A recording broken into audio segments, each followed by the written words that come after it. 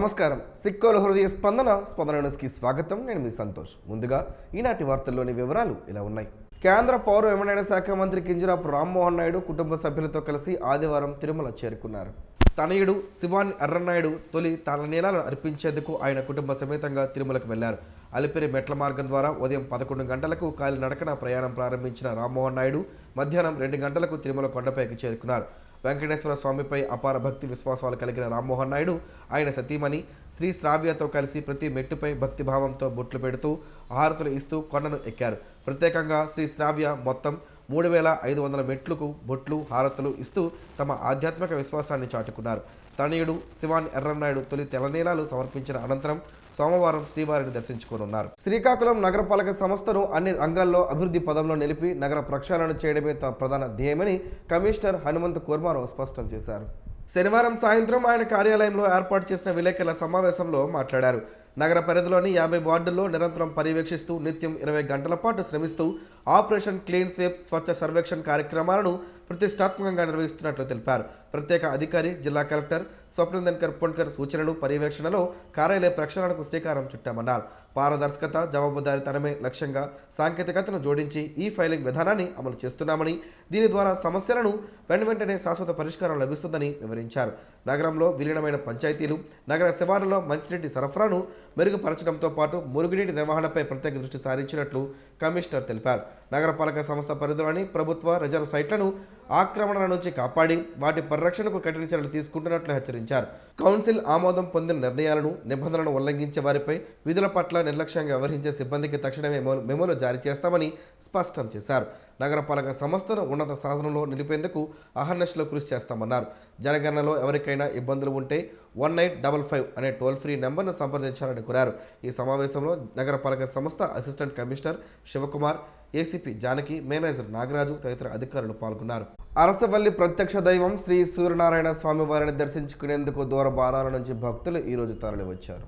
దూర బారాల నుంచి విచ్చేసిన భక్తులు స్థానిక భక్తుల దర్శనార్థం ఆలయ అధికారులు క్యూలైన్లు ఏర్పాటు చేయగా ఈ క్యూలైన్ల గుండా భక్తులు స్వామివారిని దర్శించుకున్నారు. భక్తులు ముందుగా ఇంద్ర పుష్కరిణి ప్రాంతంలో ఏర్పాటు చేసిన గదుల్లో స్నానం ఆచరించి స్వామివారికి మొక్కులు చెల్లించుకున్న అనంతరం స్వామివారిని దర్శించుకుని తీర్థ ప్రసాదాలను స్వీకరించారు. అలాగే ఆలయ అనివెట్టి మండపంలో సామూహిక సూర్య నమస్కారాల కార్యక్రమాన్ని అర్చకులు నిర్వహించారు. ఆలయ ప్రాంగణంలో దర్శనం అనంతరం తిరిగి వెళ్లే భక్తులకు ఆలయ అధికారులు ఉచితంగా ప్రసాదాన్ని అందజేస్తున్నారు. ప్రతిరోజు ఆలయ ప్రాంగణంలో జరిగే అన్న ప్రసాద వితరణ కార్యక్రమం ఈరోజు కూడా జరిగింది. ఆలయ ప్రాంగణం అంతా భక్తులతో కిటకిటలాడగా భక్తులకు అన్ని ఏర్పాట్లను అధికారులు ఏర్పాటు చేశారు. ఆలయ కార్యనిర్వహణ అధికారి కేఎన్విడి ప్రసాద్ మాట్లాడుతూ భక్తులకు స్వామివారి దర్శనం సులభతరంగా ఉండేందుకు చర్యలు చేపడుతున్నట్లు చెప్పారు. భక్తులకు మరింత సౌకర్యాలను కల్పించేందుకు కృషి చేస్తున్నట్లు చెప్పారు. ఈరోజు స్వామివారికి వచ్చిన ఆదాయ వివరాలను ఒక ప్రకటనలో వెల్లడించారు. ఈ వేసవిలో పెరుగుతున్న ఉష్ణోగ్రతలతో ప్రజలు తీవ్ర ఇబ్బందులు ఎదుర్కొంటున్నారు. ఏసీలు, కూలర్లు తాత్కాలిక ఉపశమనం మాత్రమే ఇస్తాయి, కానీ ప్రకృతిని కాపాడేది చెట్లే. ప్రస్తుతం దేశానికి కోట్ల సంఖ్యలో చెట్ల అవసరం ఉందని పర్యావరణ నిపుణులు సూచిస్తున్నారు. 45 డిగ్రీల సెల్సియస్ నుంచి 50 డిగ్రీల సెల్సియస్ దాటుతున్న ఉష్ణోగ్రతలు భవిష్యత్తులో మరింత పెరిగే ప్రమాదం ఉందని ఆందోళన వ్యక్తమవుతుంది. ఒక చిన్న మొక్క పెద్ద చెట్టుగా మారడానికి 5 నుండి 7 సంవత్సరాలు పడుతుంది. అందుకే ఎప్పటి నుంచే ప్రతి ఒక్కరూ కనీసం 2 మొక్కలను నాటి చెట్లుగా చేయాలని పర్యావరణ ప్రేమికులు పిలుపునిస్తున్నారు. వర్షాకాలం ప్రారంభం కానున్న ఈ సమయంలో మొక్కలను నాటేందుకు ఇదే సరైన సమయం. ప్రభుత్వం ఒక్కటే కాదు, సమాజంలోని ప్రతి వ్యక్తి బాధ్యతగా ముందుకు రావాలని సూచిస్తున్నారు. ప్రతి కుటుంబం 2 మొక్కలను నాటితే రాష్ట్రం, దేశం పచ్చదనంతో కలకలలాడుతుందని చెబుతున్నారు. చెట్లే ప్రాణాధారం, చెట్లను కాపాడితే అవే మనల్ని కాపాడతాయి అనే సందేశంతో ఈ కార్యక్రమాన్ని ఉద్యమంలో కొనసాగించాలని పిలుపునిస్తున్నారు. ప్రతి చిన్న పనికి కూడా పాలిథిన్, ప్లాస్టిక్ వంటి వాటిని వాడడం వలన పర్యావరణానికి ఎంతో హాని జరుగుతుంది.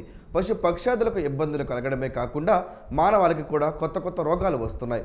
పర్యావరణానికి హాని చేసే పాలిథిన్ కవర్లను దూరం చేసే మహాయజ్ఞంలో ప్రతి ఒక్కరూ భాగస్వాములు అవ్వాలి. మానవాళికి పెను ప్రమాదంగా తన ఉనికిని చాటుకుంటున్న పాలిథిన్, ప్లాస్టిక్ వంటి ఉత్పత్తులు, వాటి రూపాలను ఎప్పటికప్పుడు దర్శనమిస్తూనే ఉంది. అధికారులు, మేధావులు పాలిథిన్, ప్లాస్టిక్ ఉత్పత్తులు వాడొద్దని ఎన్ని రకాల నిర్బంధనలు, ఆజ్ఞలు, ప్రచారాలు, అవగాహనలు కల్పించినప్పటికీ అవేవి పాలిథిన్ వాడకాన్ని ఆపే ప్రయత్నం చేయలేకపోతున్నాయి. ఈ ప్లాస్టిక్ ఉత్పత్తుల వలన మూగజీవాలు వాటిని తిని మృత్యువాత పడుతున్నాయి. ఒక్కసారి వాడి పారేసిన పాలిథిన్ కవర్లతో పెను ప్రమాదం ఉందని ఎందరూ చెబుతున్నప్పటికీ వాడేవారు వాడుతున్నారు, అమ్మేవారు అమ్ముతున్నారు. ఇలా ఏ ఒక్కరిలోనూ మార్పు కనిపించడం లేదు. ఏ ఒక్కరో అంటే వాడుతున్నారు వారి గురించి అంటున్న వ్యాఖ్యలు ఇవి. ఇప్పటికే చాలామంది పర్యావరణాన్ని రక్షించేందుకు ప్రయత్నాలు ముమ్మరం చేశారు. వారు వాడకుండా వాడొద్దంటూ చిత్తశుద్ధితో ప్రచారం చేస్తున్నారు. పాలిథిన్ కవర్లు వాడేవారిలో విద్యార్థికులు ఎక్కువగా ఉండడం బాధించే విషయం. ప్లాస్టిక్ భూతంతో ప్రమాదం ఉందని ఎంత చెబుతున్నప్పటికీ నిర్లక్ష్యపు వాడకాలను వేయడం లేదు. వాడి పారేసిన పాలిథిన్కు బదులు గుడ్డ సంచులను వాడుకుంటే పర్యావరణానికి ఎంతో మేలు చేకూరుతుంది. ఇలా ఎన్నో మార్గాలు ఉన్నాయి. వాడకూడదనుకున్న వారికి ఎన్నో ఆలోచనలు కూడా వస్తుంటాయి. బజారుకు వెళ్ళినప్పుడు ఓ గుడ్డ సంచితో వెళితే పాలిథిన్ కవర్ అవసరం రాదు. వాటికి జోలికి వెళ్లాల్సిన పని కూడా లేదు. వాడకం అనేది అందరూ మానేయాలని, కానీ ఒక్కొక్కరి నుంచే ఈ ప్రయత్నం ఆరంభం కావాలి. మాంసం దుకాణానికి వెళ్ళినప్పుడు, టిఫిన్ కొట్టుకు వెళ్ళినప్పుడు చేదస్తం అనుకోకుండా ఓ స్టీల్ బాక్స్ను పట్టుకుని వెళితే చాలా సమస్యలకు పరిష్కారం దొరికినట్టే. మనమే ప్రభుత్వం అన్న ఆలోచన ప్రతి ఒక్కరిలో రావాలి. చెరువుల్లో, పాలిథిన్, నదుల్లో, సముద్రంలో కూడా ప్లాస్టిక్ భూతం తన హవాను కొనసాగిస్తుంటే ఎంతో మేధావి అనుకుంటున్న మానవుడు ప్లాస్టిక్ వాడకాన్ని ఆపలేని బానిసగా తయారయ్యాడు. ఈ బానిస వలన సమస్త జీవరాశులకు కూడా ఇబ్బందులు కలగమనవు. అందుకే ఆలోచన చేయగలిగిన మనిషి ఒక్కసారి ఆలోచన చేసి ఈ ప్లాస్టిక్ కవర్ల వాడకాన్ని ఆపేద్దామంటూ ప్రతినబూనుదాం. ఎక్కడో తయారైతే ఇక్కడికి వస్తున్నాయి. మనం వాడడం మానేస్తే తయారీ దానంతటా అది ఆగిపోతుంది. మనకు కావాల్సిన ప్రకృతికి అనుకూలమైన విధానాలను పారిశ్రామికవేత్తలు, మేధావులు తయారు చేయడం ఆరంభిస్తారు. మనం చేయాల్సిందల్లా ఈ ప్లాస్టిక్ భూతాన్ని తరిమి కొట్టేలా ఓ చిన్న ప్రయత్నంతో పాటు ప్రచారం రెండూ చేస్తూ మన బాధ్యతగా ముందుగా మనమే మానేద్దామని ప్రతిజ్ఞ చేయాల్సిన అత్యవసరం ఇప్పుడు అందరి ముందు ఉంది. ఏది ఏమైనప్పటికీ ప్రభుత్వం సింగిల్ యూజ్ ప్లాస్టిక్పై, వాటి ఉత్పత్తి కేంద్రాలపై కూడా నిషేధం చేయడం శుభపరిణామమైనప్పటికీ ఇంకా విచ్చలవిడిగా పాలిథిన్ కవర్లు కనబడడం బాధాకరం. జిల్లా పరిషత్ సమావేశ మందిరంలో సోమవారం ప్రజా ఫిర్యాదుల నమోదు మరియు పరిష్కార వేదికతో పాటు భూ సమస్యలపై రెవెన్యూ క్లినిక్ నిర్వహించనున్నట్లు జిల్లా కలెక్టర్ సౌడేందర్ కర్పుణ్కర్ ఒక ప్రకటనలో తెలిపారు. అర్జీదారులు తమ ఫిర్యాదులను నేరుగా కార్యక్రమంలో లేదా మీకోసం.ap.gov.in వెబ్సైట్లో నమోదు చేసుకోవచ్చని సూచించారు. భూ సమస్యల పరిష్కారం కోసం ప్రత్యేకంగా రెవెన్యూ క్లినిక్ ఏర్పాటు చేసినట్లు పేర్కొన్నారు. అర్జీల స్థితి గురించి తెలుసుకోవడానికి 1100 నెంబర్కు కాల్ చేయవచ్చునని, ఈ అవకాశాన్ని ప్రజలు సద్వినియోగం చేసుకోవాలని కలెక్టర్ కోరారు. జిల్లాలో ఈ నెల 25వ తేదీ నుంచి ప్రారంభం కానున్న 10వ తరగతి అడ్వాన్స్డ్ సప్లిమెంటరీ పరీక్షలతో పాటు ఆంధ్రప్రదేశ్ సార్వత్రిక విద్యాపీఠం 10th ఇంటర్మీడియట్ పబ్లిక్ పరీక్షల నిర్వహణకు ఏర్పాట్లు పూర్తి చేసినట్లు జిల్లా విద్యాశాఖాధికారి రవిబాబు ఒక ప్రకటనలో తెలిపారు. జిల్లా వ్యాప్తంగా మొత్తం 9 పరీక్షా కేంద్రాలను ఏర్పాటు చేసినట్టు వెల్లడించారు. ఈ పరీక్షలకు రెగ్యులర్ సప్లిమెంటరీ విభాగం నుంచి 1664 మంది, ఓపెన్ స్కూల్ విభాగం నుంచి 1460 మంది చొప్పున మొత్తం 3124 మంది విద్యార్థులు హాజరు కానున్నారు. బొంతలకోడూరు గ్రామంలోని గ్రంథాలయం వద్ద మెడికల్ క్యాంప్ నిర్వాహకులు నిర్వహించారు. ఈ మెడికల్ క్యాంపునకు గ్రామస్తుల నుంచి మంచి స్పందన లభించింది. ప్రముఖ వైద్యులు డాక్టర్ బొడ్డేపల్లి సురేష్ క్యాంప్కు చేరుకుని ప్రజలకు వైద్య సేవలు అందించారు. ఈ సందర్భంగా గ్రామస్తులు పెద్ద సంఖ్యలో క్యాంప్కు హాజరై ఆరోగ్య పరీక్షలు చేయించుకున్నారు. వంతల కోడూరు నుంచి రెఫర్ అయ్యే రోగులకు ఉచిత ఓపీ సేవలు అందించడంతో పాటు వైద్య పరీక్షలపై 50% రాయితీ కల్పిస్తామని డాక్టర్ బొడ్డేపల్లి సురేష్ ప్రకటించారు. అదేవిధంగా మందుల ధరల్లో కూడా ప్రత్యేక తగ్గింపు ఇవ్వనున్నట్లు తెలిపారు. గ్రామస్తులు ఈ అవకాశాన్ని సద్వినియోగం చేసుకుని ఆరోగ్య పరీక్షలు చేయించుకోవాలని నిర్వాహకులు కోరారు. విజయనగరం జిల్లా రామనారాయణంలో దేదీప్యమానంగా వెలుగొందుతున్న సీతారాముల ఆధ్యాత్మిక క్షేత్రం భక్తులను విశేషంగా ఆకట్టుకుంటుంది. రాముడే శ్వాస, రాముడే సర్వస్వం అన్న భావంతో జీవించిన కీర్తిశేషులు నారాయణం చలమయ్య, ఆయన కుమారుడు కీర్తిశేషులు నారాయణం నరసింహమూర్తి ఉత్తరాంధ్రకు అందించిన ఈ ఆధ్యాత్మిక సంపద ప్రస్తుతం దేశ విదేశాల సందర్శకులను సైతం ఆకర్షిస్తుంది. వారి ఆధ్యాత్మిక సేవా వారసత్వాన్ని ప్రస్తుతం వారి కుమారులు ముందుకు తీసుకువెళ్తూ భక్తి పరంపరను కొనసాగిస్తున్నారు. సీతారాముల ఆలయ వైభవం, ప్రశాంత వాతావరణం, రామభక్తి సందేశాలు భక్తుల హృదయాలను అలరిస్తున్నాయి. పొన్నాడ వంతెన ధరలో గల ఇస్కాన్ ఆలయంలో ఆదివారం భజన, సత్సంగం, అన్నదాన కార్యక్రమం జరిగింది. ఇస్కాన్ మందిరంలోని సమావేశ మందిరంలో ఈరోజు ఆలయ నిర్వాహకులు ఆధ్యాత్మిక ప్రవచనాన్ని భక్తులకు అందజేశారు. భక్తులు భక్తి శ్రద్ధలతో లక్ష్మీపతి గౌర్దాస్ చెప్పిన ప్రవచనాన్ని ఆలకించారు. కలియుగంలో భగవన్నామ స్మరణతోనే భవబంధాలను తొలగించుకోవచ్చునని తెలిపారు. అనంతరం భజన కార్యక్రమం జరగగా స్వామివారికి ప్రత్యేక పూజలు నిర్వహించారు. భజన కార్యక్రమం అయ్యాక భక్తులకు అన్న ప్రసాదాన్ని ఇస్కాన్ మందిర నిర్వాహకులు అందజేశారు. టక్కలి నియోజకవర్గం కోటబొమ్మాలి మండలం చీపుర్లపాడు గ్రామంలో ఎంఎస్ఎంఈ పార్కుకు రాష్ట్ర ముఖ్యమంత్రి నారా చంద్రబాబు నాయుడు సోమవారం వర్చువల్గా శంకుస్థాపన చేయనున్నట్లు రాష్ట్ర వ్యవసాయ శాఖ మంత్రి కింజరాపు అచ్చెన్నాయుడు తెలిపారు. చీపుర్లపాడు వద్ద 10.51 కోట్లతో నిర్మించనున్న ఎంఎస్ఎంఈ పార్క్ సోమవారం ఉదయం 10 గంటలకు రాష్ట్ర ముఖ్యమంత్రి వర్చువల్గా శంకుస్థాపన చేస్తారని చెప్పారు. వేసవి నేపథ్యంలో గ్రామాల్లో ఎక్కడా తాగునీటి సమస్య తలెత్తకుండా కట్టుదిట్టమైన చర్యలు చేపట్టాలని రాష్ట్ర వ్యవసాయ శాఖ మంత్రి కింజరాపు అచ్చెన్నాయుడు అధికారులను ఆదేశించారు. ఆదివారం నిమ్మాడలోని తన క్యాంపు కార్యాలయంలో నిర్వహించిన ప్రజా దర్బార్ కార్యక్రమంలో ఆయన ప్రజల నుంచి నేరుగా వినతులను స్వీకరించారు. టెక్కలి సహా పలు ప్రాంతాల నుంచి పెద్ద ఎత్తున ప్రజలు హాజరై తమ సమస్యలను మంత్రి దృష్టికి తీసుకువచ్చారు. ఈ సందర్భంగా పలువురు గ్రామాల్లో నెలకొన్న తాగునీటి ఇబ్బందులను వివరించగా వెంటనే స్పందించిన మంత్రి సమస్యల పరిష్కారానికి తక్షణ చర్యలు తీసుకోవాలని గ్రామీణ నీటి సరఫరా శాఖ సంబంధిత శాఖల అధికారులకు ఆదేశాలు జారీ చేశారు. వేసవి కాలంలో ప్రజలకు ఇబ్బందులు కలగకుండా నీటి సరఫరాపై ప్రత్యేక దృష్టి సారించాలన్నారు. ప్రజా దర్బార్కు వచ్చిన విడతల్లో అధికంగా భూ సమస్యలకు సంబంధించిన ఫిర్యాదులే ఉన్నాయని మంత్రి తెలిపారు. గత ప్రభుత్వ హయాంలో జరిగిన తప్పిదాలు, కొంతమంది రెవెన్యూ అధికారుల నిర్లక్ష్యం వల్ల పేదల భూములు ఇతర పేర్లకు మారిపోయిన ఘటనలు వెలుగులోకి వచ్చాయని పేర్కొన్నారు. ప్రతి ఫిర్యాదును క్షుణ్ణంగా పరిశీలించి బాధితులకు న్యాయం జరిగేలా చర్యలు తీసుకుంటామని భరోసా ఇచ్చారు. అభివృద్ధి పనులను యుద్ధ ప్రాతిపదికన పూర్తి చేయాలని అధికారులకు మంత్రి సూచించారు. విద్య, వైద్యం, ఆరోగ్య రంగాలకు ప్రభుత్వం అత్యంత ప్రాధాన్యత ఇస్తుందని తెలిపారు. సామాన్య ప్రజలకు ఎలాంటి ఇబ్బందులు లేకుండా పారదర్శక పాలన అందిస్తామని పునరుద్ఘాటించారు. సమస్య ఏదైనా సరే నేరుగా తన దృష్టికి తీసుకురండి అంటూ ప్రజలకు మంత్రి అచ్చెన్నాయుడు భరోసా కల్పించారు. ఈ కార్యక్రమంలో టెక్కలి ఆర్డీఓ కృష్ణమూర్తి తదితర అధికారులు పాల్గొన్నారు. జిల్లా వ్యాప్తంగా నిర్వహించిన వివిఐపి పర్యటనలు, ఆధ్యాత్మిక ఉత్సవాలు, జాతరల సందర్భంగా పోలీస్ కమ్యూనికేషన్ వ్యవస్థను సమర్థవంతంగా నిర్వహించిన కమ్యూనికేషన్ అధికారులు, సిబ్బందిని జిల్లా ఎస్పీ కేవి మహేశ్వరరెడ్డి అభినందించారు. శనివారం జిల్లా పోలీస్ కార్యాలయంలో జరిగిన నెలవారీ నేర సమీక్షా సమావేశంలో కమ్యూనికేషన్ విభాగ ఇన్స్పెక్టర్ షేక్ జబీరుద్దీన్ షాబీర్తో పాటు సిబ్బందికి ప్రశంసా పత్రాలను అందజేశారు.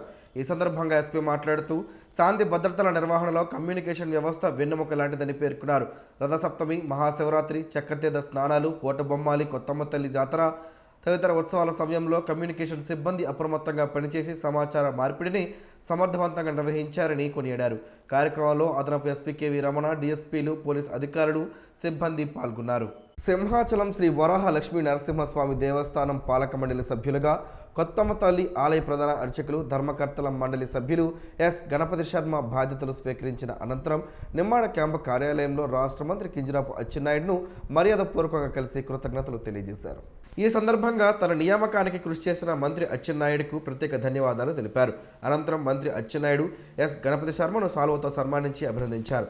కార్యక్రమంలో కూటమి నాయకులు, అభిమానులు, కార్యకర్తలు ఉన్నారు. ఈ నెల 27, 28 తేదీల్లో నిర్వహించనున్న తెలుగుదేశం పార్టీ వర్చువల్ మహానాడు ఏర్పాట్లపై ఆమదాల వలస నియోజకవర్గ క్లస్టర్ ఇన్ఛార్జీలతో పార్టీ కార్యాలయంలో సమావేశం జరిగింది. ఈ సమావేశంలో ఆమదాల వలస ఎమ్మెల్యే, రాష్ట్ర పీసీ చైర్మన్ కోడి రవికుమార్ పాల్గొని మహానాడును విజయవంతం చేయాలని పార్టీ శ్రేణులకు పిలుపునిచ్చారు. మహానాడు కార్యక్రమాల్లో నియోజకవర్గ స్థాయిలో కార్యకర్తలు విస్తృతంగా పాల్గొనేలా చర్యలు తీసుకోవాలని సూచించారు.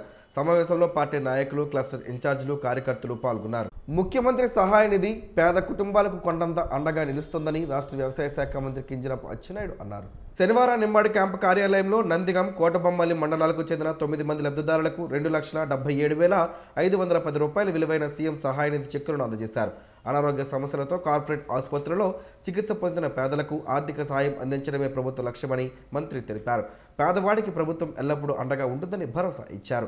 చెక్కుల పంపిణీకి ముందు ప్రజల నుంచి వినతి పత్రాలు స్వీకరించిన మంత్రి సమస్యలను త్వరితగతిన పరిష్కరించాలని అధికారులను ఆదేశించారు. కార్యక్రమంలో స్థానిక నాయకులు, ప్రజాప్రతినిధులు, కూటమి కార్యకర్తలు పాల్గొన్నారు. శ్రీకాకుళం నగరంలోని అంబేద్కర్ ఆడిటోరియంలో జనసాహితీ 13వ మహాసభలు ఆదివారం ఘనంగా ప్రారంభమయ్యాయి. ప్రజా సాహిత్య, సాంస్కృతిక ఉద్యమాలకు అంకితమైన ఈ మహాసభలకు రాష్ట్రం నలుమూలల నుంచి రచయితలు, కళాకారులు, మేధావులు, ప్రజా సంఘాల ప్రతినిధులు పెద్ద ఎత్తున హాజరయ్యారు. సభ ప్రారంభంలో జనసాహితీ ప్రధాన కార్యదర్శి కామ్రేడ్ బి అరుణ ఆహ్వానం మేరకు అమర కళావేత్తలకు జోహార్లు అర్పిస్తూ ప్రజా కళాకారులు గేయాలను ఆలపించారు. అనంతరం అఖిల భారత ప్రజా సాహిత్య సాంస్కృతిక వేదిక ప్రధాన కార్యదర్శి కామ్రేడ్ కొత్తపల్లి రవిబాబు జనసాహితీ పథకాన్ని ఆవిష్కరించారు. మహాసభల ప్రాంగణంలో ఏర్పాటు చేసిన చిత్రకళా ప్రదర్శనను సుప్రీంకోర్టు మాజీ న్యాయమూర్తి జస్టిస్ జాస్తి చలమేశ్వర్ ప్రారంభించారు. ఈ సందర్భంగా జనసాహితీ అధ్యక్షులు కామ్రేడ్ దివికుమార్ చిత్రకళా ప్రదర్శన విశేషాలను సభికులకు వివరించారు.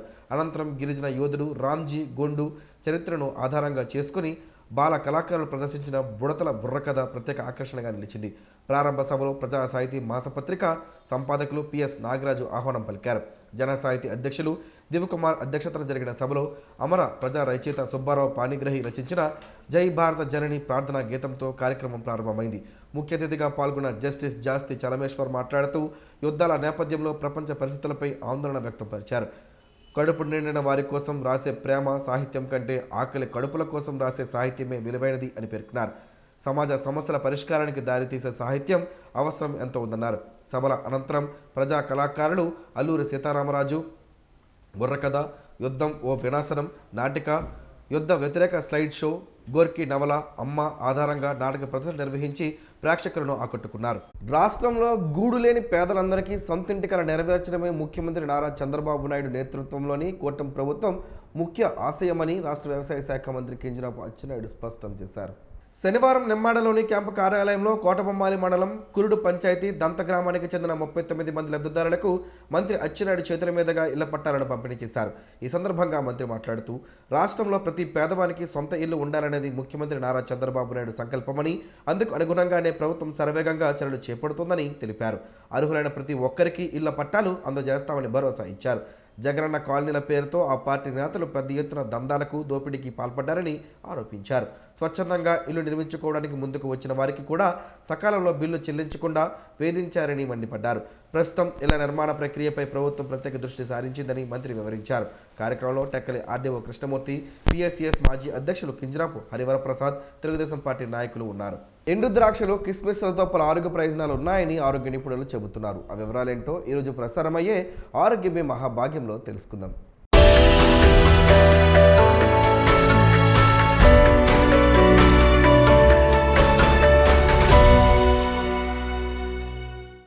ఎండు ద్రాక్షలు కిస్మిస్లలో పాలీఫినాలిక్ ఫైటో పోషకాలు ఉంటాయి. ఇవి వాపులను తగ్గిస్తాయి, బ్యాక్టీరియా వల్ల వచ్చే ఇన్ఫెక్షన్ను అడ్డుకుంటాయి. ఈ పంటలో ఉండే యాంటీ ఆక్సిడెంట్ గుణాలు క్యాన్సర్ రాకుండా చేస్తాయి, కంటి రోగాల నుంచి రక్షిస్తాయి. కిస్మిస్లను తినడం వల్ల రక్త సరఫరా మెరుగుపడుతుంది, గుండె ఆరోగ్యం పదిలంగా ఉంటుంది. కిస్మిస్లలో రాగి, ఇనుము, విటమిన్ B12 కూడా ఉంటాయి. అనీమియా ఉన్నవారు వీటిని తింటే రక్తహీనత తగ్గుతుంది, త్వరగా గాయాలు నయం అవుతాయి. కిస్మిస్లలో పొటాషియం, మెగ్నీషియం ఉంటాయి. వీటిని తినడం వల్ల ఎసిడిటీ రాదు. కిస్మిస్లలో కాల్షియం ఉండడం వల్ల దంతాలకు, ఎముకలకు మంచిది. వాటిలో ఉండే బోరాన్ అనే ఖనిజం మూలంగా ఎముకలకు సంబంధించిన ఆస్టియోపోరోసిస్ రాకుండా చూసుకోవచ్చు. ఎండు ద్రాక్షలను తరచూ తీసుకోవడం వల్ల అదనపు క్యాలరీలను తీసుకోవాలనే కోరికలను అణిచివేస్తుంది. తద్వారా అధిక ఆహారం తీసుకోకుండా శరీర బరువును నియంత్రించడానికి ఎండు ద్రాక్షలు కీలక పాత్ర పోషిస్తాయి. అదేవిధంగా మన శరీరంలో చక్కెర స్థాయిలను నియంత్రించడంలో సహాయపడతాయి. ప్రతిరోజు రాత్రి నానబెట్టిన ఎండు ద్రాక్షలను మరుసటి రోజు ఉదయం పరగడుపున తిని ఆ నీటిని తాగడం వల్ల ఎంతో ప్రయోజనకరంగా ఉంటుంది. అయితే ఎండు ద్రాక్షలను కేవలం తక్కువ పరిణామంలో తీసుకున్నప్పుడు మాత్రమే శరీర బరువును తగ్గించుకోవచ్చు. ఎండు ద్రాక్షలలో అధిక మొత్తంలో కాల్షియం, ఐరన్, విటమిన్ సి అధికంగా లభిస్తాయి. ఈ పోషకాలు అధిక మొత్తంలో మన శరీరానికి అందడం వల్ల మన శరీరంలో రోగ నిరోధక శక్తిని పెంపొందించడంలో దోహదపడతాయని ఆయుర్వేద నిపుణులు చెబుతున్నారు.